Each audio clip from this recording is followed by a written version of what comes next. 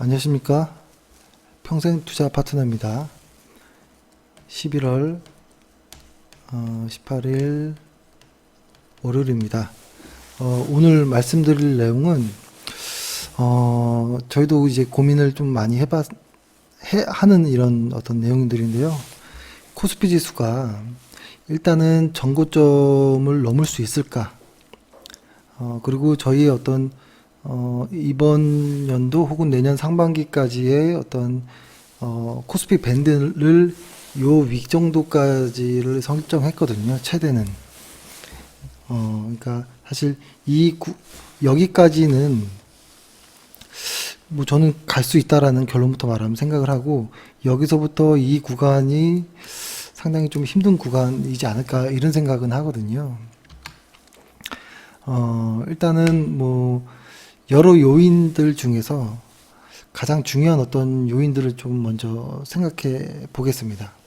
일단 최근에 그 코스피 관련해서 분산들이 좀 많이 이루어졌었죠. 이 언저리에서 많은 분산들이 이루어졌었습니다. 많은 분산들이 이루어졌고, 그런데 일단은 지난주 금요일날 극복을 했거든요. 근데 이것이 벌써 이 짧은 어떤 조정으로 끝난 것인가, 이 많은 분산들이. 그리고 S&P 500이나 뭐 다우나 나스닥 역시도 같은 구간의 분산들이 꽤 많거든요. 그럼에도 다 극복하는 어떠한 모습들이 나왔거든요. S&P 500을 보면 그쵸, 갭으로 뜨는 아주 엄청난 상승이 나온 것이죠. 그런데 일단은 우리 지수를 먼저 이야기를 해보면, 일단 저희의 생각은 이렇습니다. 일단은 분산이 나온 이런 구간을 극복하는 강한 이 상승이 나오면 과거의 분산은 일단은 소멸된다라는 생각을 하고요.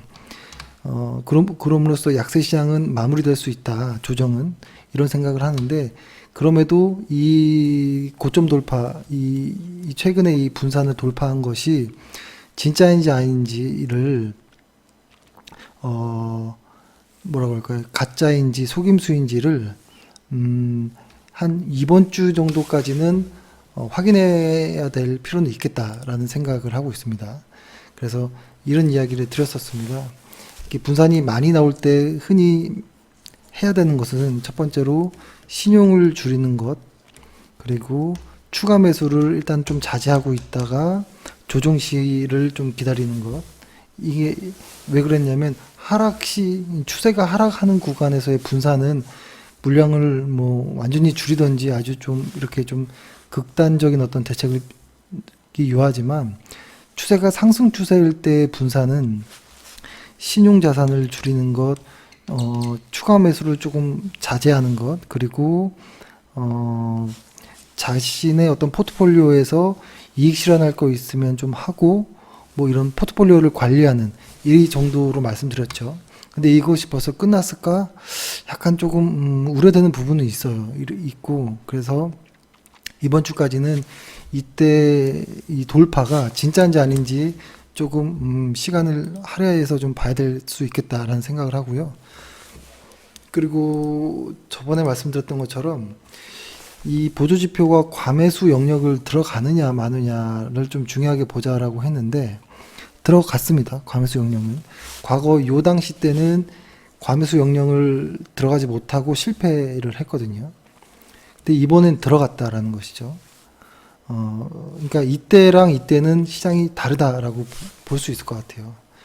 뭐 대략적으로 중요한 거 세 가지를 좀 보면, 어떤 정치적인 어떤 미국과 중국의 어떤 내용들이 악화되는 분위기였고, 최근에는 타결로 좀 이야기가 나오는 부분도 있고, 하나는 실적 사이클이 계속 밑으로 향하고 있었거든요. 근데 이때부터는 실적 사이클이 다시 좀 좋아질 수도 있는, 혹은 반도체 경기도 가격도 좀 상승을 기대하는, 뭐 이런 내용들이 좀 나오고 있는 것이고, 그 다음에 어떤 통화정책도 이때는 2017년 요 언저리 때부터였거든요. 이 언저리 때부터 연준의 어떤 통화 정책이 축소였었는데요. 지금은 이제 달라졌죠. 완화하는, 양적 완화를 하는, 그렇죠? 그러니까 지금 우리가 중요하게 보고 있던 어떤 통화 정책, 실적, 정치적 어떤 이슈들이 과거와 완전히 달라졌다라는 것입니다. 그래서 시장은 긍정적으로 볼 이유가 있겠다라는 생각을 하고요. 그런데 하나 마지막 남은 것은 현재 외국인의 수급만 변화하지 않고 있다라는 겁니다. 외국인의 수급이 아직도 지금 최근 들어서 약간의 어떤 플러스 0.3조 가량, 그러니까 뭐 아주 뭐 3천억도 안 되는 정도로 순매수 전환하긴 했지만 아직도 외국인의 수급이 조금 불편한 부분이 있습니다. 근데 이 부분에 대해서만 좀 이야기를 해볼까 하는데요. 일단은 요때 요만큼 코스피가 올랐을 때 외국인들이 좀 들어왔었습니다. 여기 외국인들의 수급의 바닥을 찍고 이렇게 올라왔었고, 그 다음에 여기서도 지금 현재도 마찬가지예요. 외국인의 수급이 다시 이렇게 빠지면서 바닥을 찍었는데 아직 외국인의 수급은 들어오지 않는 상황에서 이때 상승은 연기금에 의한 상승이라고 말씀드렸잖아요.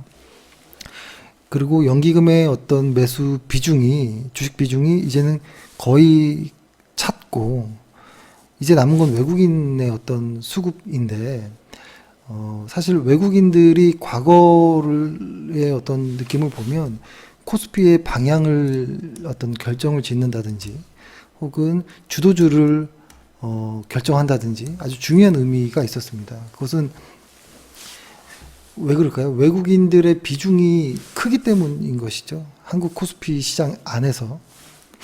그러니까 코스피 시장, 코스피 지수에서 삼성전자 비중이 한 30% 되다 보니까 코스피의 방향과 삼성전자의 방향이 비슷한 것처럼 코스피를 그 안에서, 시장 안에서 외국인의 어떤 비중이 높기 때문에 외국인들이 우리 시장의 영향력은 뭐 말하지 않아도 다들 아실 거라고 보는데요. 이거를 하나 제가 그림을 하나 보여드릴게요. 그림을 하나 보여드리면 이렇게, 이게 뭐냐면 외국인의 수급이에요. 외국인의 수급이고 2010년도부터 이게 본 것이고, 이것은 추세를 제거한 외국인의 누적 순매수 그래프입니다. 그러니까 저희가 누적 순매수 그래프를 많이 보잖아요. 요 당시 때가 외국인의 수급이 들어왔을 때였고, 그러니까 이번 연도 초에, 그리고 다시 수급은 바닥으로 왔거든요. 근데 이게 갈 수 있을까? 근데 과거에서부터 보면 이게 뭐 과거의 패턴이 있고 그러리란 법은 없지만 10년부터 이렇게 보면 아주 의미 있는 이 외국인의 수급의 바닥에 와 있는 것처럼 보이긴 합니다. 근데 외국인의 수급이 바닥이라고 꼭 상승은 아니겠죠. 실제로 외국인의 수급이 이제 바닥에서 튕겨 올라가줘야 코스피도 추가적인 어떤 상승이 나올 것인데, 이 안에서 이제 우리가 가장 의미 있게 좀 보려고 하는 것은 이것입니다. 2017년도부터 해가지고 연준의 어떤 그 뭐라고 할까요? 보유자산이 축소를 시작했던 거잖아요. 그러니까 어떤 내용이냐면 그 미국의, 그러니까 본원 통화, 그죠? 본원 통화 확대 국면에서 코스피 외국인 순매수가 동반됐던 그런 사실들을 알 수 있다는 것이죠. 과거를 보면 외국인의 누적 순매수와 그 본원 통화의 어떤 증가, 이것이 상당히 밀접한 관계였었다. 그리고 요 당시 때는 그 본원 통화를 축소했던 이 시기였었고, 그렇죠? 그때부터 우리 시장에서는 힘이 많이 빠진, 그리고 2018년도 아주 강하게 빠졌고 최근까지도 아주 강하게 이렇게 빠지는 모습인데요. 결론적으로 이렇게 보면 지금 현재 아무튼 이런 상황이라는 겁니다. 이런 상황이라는 것인데, 우리가 이제 여기서 이제 중요하게 보는 것은, 뭐라고 할까요? 10월부터 중순까지, 이번 연도 10월부터 11월까지, 그죠? 11월까지 매입을 예정한 채권 규모가 600억 달러잖아요. 근데 과거 어떤 QE, 그러니까 양적 완화와 이렇게 비교를 해도 견줄만한 아주 큰 수치입니다. 최근에 그 표를 좀 보여드렸던 것 같기도 하고, 그래서 근데 과거의 어떤 양적 완화와 조금 다른 이런 느낌도 있긴 합니다. 뭐 자산 매입 대상이 만기가 1년 이하 단기채라는 것, 그리고 미국 같은 경우에 현재 기준금리를 조금 더 내릴 수도 있다라는 인하 여력이 있다라는 그런 것들. 그러니까 과거에는 금리를 인하하지 못하는 이런 상황에서 장기채를 매입을 했었던 건데 지금은 금리 인하를 할 수 있는 여력도 남아 있고, 근데 다만 자산 매입 대상이 1년 이하 단기채라는 점이 좀 다른 부분이긴 하지만 실질적인 양적 완화라는 측면으로 보면 저는 상당히 긍정적으로 볼 이유가 있다라는 것이고, 과거 그런 측면에서 보면 아까 보여드렸던 것처럼 이렇게 본원 통화, 그 미국의 본원 통화가 증가하는 이런 구간에서 외국인의 순매수가 비슷한 궤적을 그렸던 것으로 보인다면 지금 이만큼 올라왔고 다시 이렇게 본원 통화가 줄었는데 여기서 다시 시작을 해준다면 요 그래프가 뭐 몇 달 지나면 뭐 나오겠지만 이 역사적 어떤 외국인의 순매수 누적 그래프가 바닥이었던 이 구간에서 일정 부분 반등을 할 수 있지 않을까라는 일단은 생각은 합니다. 생각을 하고 그것이 저는 지금부터 여기를 갈 수 있는지에 대한 어떤 고민인 것 같아요. 그래서 저는 일단 전고점에 대한 고민은 뭐 조정은 있을 수 있다라고 봅니다. 그리고 최근에 우리 코스피가 여기서 분산이 있었지만 극복을 했는데요. 이것이 진짜인지 아닌지는 좀 지켜봐야 될 어떤 시간이 좀 필요하다라는 생각이 들고요. 이 앞전에 이 고점을 저는 넘길 수 있다라고 봅니다. 조정을 받든 그냥 가든, 다만 여기서부터 여기까지에 대한 어떤 이만큼에 대한 부분에 대해서 이 부분은 외국인의 수급이 들어와줘야 가능한 구간이 아닐까라는 생각을 하는 겁니다. 그리고 월간 차트 상에서 좀 보면 제가 월간 차트에서 신뢰하는 이 보조지표를 보면 이렇게 보면 아마 다들 아실 건데요. 그 회원분들은 다들 아실 건데 요때 높이를 보조지표가 돌파했거든요. 요 구간을 보조지표는 이미 했다라는 겁니다. 그래서 저는 이 구간을 돌파할 것이라고 보고요. 돌파할 것이라고 보고 근데 지금은 뭐 시간이 좀 걸리겠지만 저는 이 보조지표를 우선시라기보다는 꼭 참고를 많이 하기 때문에 참고해서 여기를 돌파해내지 않을까라는 생각을 합니다. 그래서 전고점의 고민보다는 이 코스피 레벨 여기까지 갈 수 있는지를 좀 고민해보자. 하지만 여기서부터 이 이상의 영역은 외국인의 수급이 필요하다라는 것이고, 근데 그 수급을 미국의 어떤 본원 통화 확대 국면과 좀 이렇게 맞춰보면 좀 긍정적으로 좀 볼 수 있지 않을까라는 생각을 하고요. 뭐 레버리지를 여쭤보시는 분도 있는데요. 레버리지로 따지면 10월이니까 그렇죠. 코스피 레버리지로 따지면 지금부터 한 요 언저리는 한 10% 내외의 여력이 좀 있는 것이고요. 코스닥으로 따지면 10월 정도니까 저번에 저희가 그 목표가로 했던 구간이 여기 18,000원, 한 14,000원 뭐 이렇게 이야기를 드렸었잖아요. 그렇죠? 코스닥 레버리지의 목표, 저희가 두 번의 매수를 했고 목표 주가는 1차, 2차 14,000원과 18,000원 정도로 일단 설정을 했습니다. 다만 좀 변경될 수는 있습니다. 라고 말씀드렸는데, 그 목표치는 아직 변함은 없고요. 지금 코스닥 레버리지 역시도 이 과매수 영역에 들어갈지에 대한 것도 좀 중요하게 보면 좋을 것 같아요.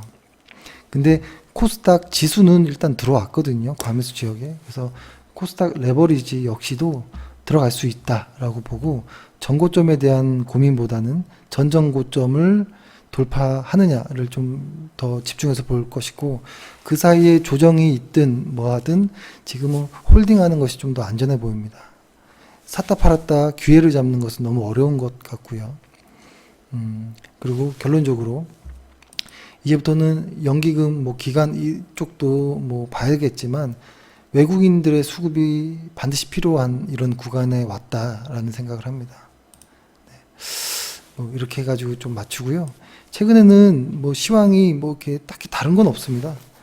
뭐 미국과 중국의 내용이 좋았다 안 좋았다 이러고, 그렇죠. 그래서 그것들은 실제로 그 협상장 그에서 만나기 전까지 계속 그런 뉴스들이 노출될 것이고, 그리고 실적은 근데 좋아지는 거는 뭐 알고 있는 것이죠. 반도체 경기 좋아지는 건.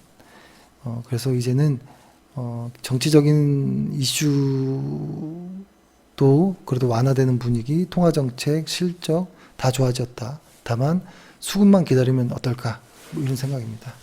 네, 오늘은 이렇게 해서 좀 마치도록 하겠습니다. 감사합니다.